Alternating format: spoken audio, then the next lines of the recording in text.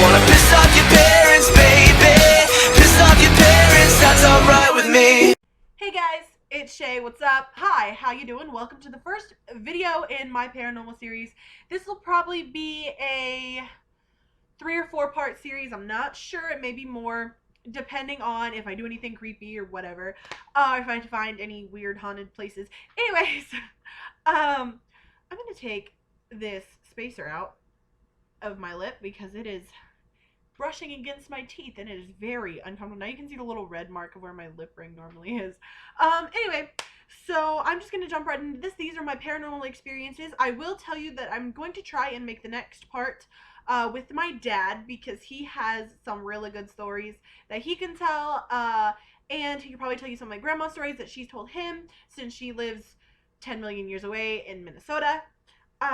Minnesota. Why did I say it like that? Anyway, she lives in Minnesota, so she couldn't I can't really get her on camera, but yeah, I will talk to my dad, see if he will do that. But anyways, let's jump right into this video. So the first one I was going to tell you about is the You're Next incident, which it sounds so horror movie because You're Next. I don't know. It's a weird thing. The TV was off. I was about 9 and I used to live in a trailer down not too far from where I live now, and it was, you know, pretty new. The trailer was pretty new, and, you know, nothing had really happened. Like, I mean, I had a couple instances in the house that used to be on the property because the trailer that I was in before that flooded, and we had to move it out and get a new trailer. So basically I had some things happen in the first trailer, but, you know, again, being 9, I was like, oh, nothing's gonna happen, it's new. Well, this is the only instance that I was completely terrified of this house. Like, it was just awful. I cried for a good 10 minutes because I know what I heard. So the TV was off, I was in the living room, I was reading a book, and I hear just, like, right next to my ear, and I could feel the breath, like, right here.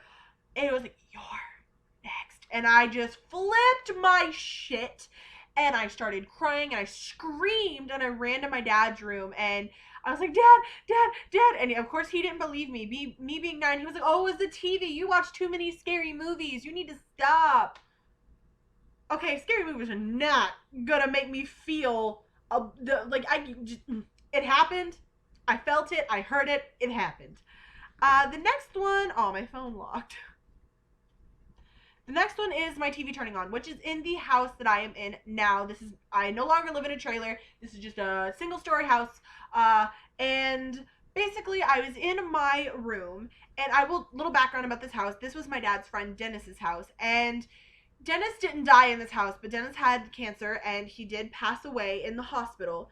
However, this was his home, and I have his old bedroom, and Dennis liked to mess with me when he was still alive. So in my mind, I'm pretty sure this is him because a few things in this list have happened here, and it always seems to be in that room.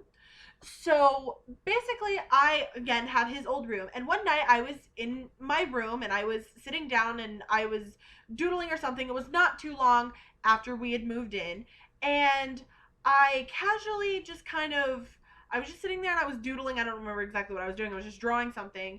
And my TV, which had been off and unplugged, this TV was fucking unplugged. It's like it had the big button on the front, and like it only had it didn't even have a remote. So I had to you actually had to be up there and push it. So I hear the button click and then the TV turns on. Unplugged TV, click, turning on. And I kind of just walked up, pushed the button, and it went off. And I mean, nothing else happened that night, but I don't know how I didn't lose my shit. Because, I mean, again, TV was fucking unplugged, but I didn't lose my shit. So I was like, you know what? All right. Click. And then I just kind of laid down. I didn't go back to drawing. I laid down and I went to bed, and nothing else happened that night as far as I know. The TV, it was a different TV. This one was one I got from my mom, and it was a completely new TV. It was pretty much brand new. Again, TV was unplugged, and it was on my old desk that I had in there, and it was in the corner, and this TV was always messing up anyway, so I just kind of unplugged it, and I was like, you know what, fuck it, I'm not going to use it anymore.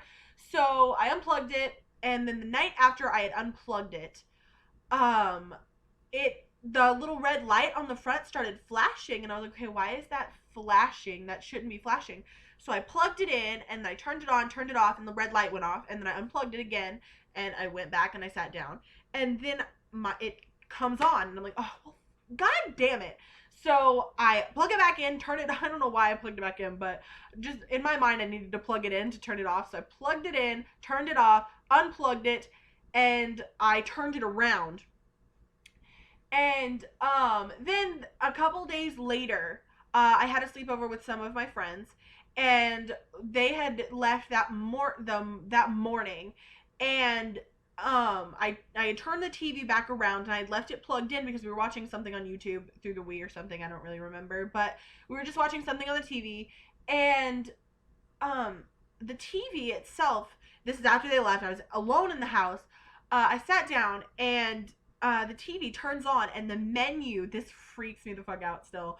The menu, because these are like heat touch TVs. Like, you have to, like, you can't have, and you can't just like touch it with anything. It registers your finger. So, like, it registers the heat of your finger to actually work the buttons. So someone had to be touching it. So basically the menu button started flicking on and off, on and off, on and off, and it kept flashing on the screen, menu, no menu, menu, no menu, and it was just really freaky. So I unplugged it and the TV shut down, and I told my dad, get the shit out of my room. I don't want it anymore. Just get it out. And I never explained to my dad why I wanted the TV out of my room so bad, but he took it out, and it's out in the garage. So I have no TV in my room because no thank you. Too much shit has happened with TVs. Next incident is my dog barking at absolutely nothing.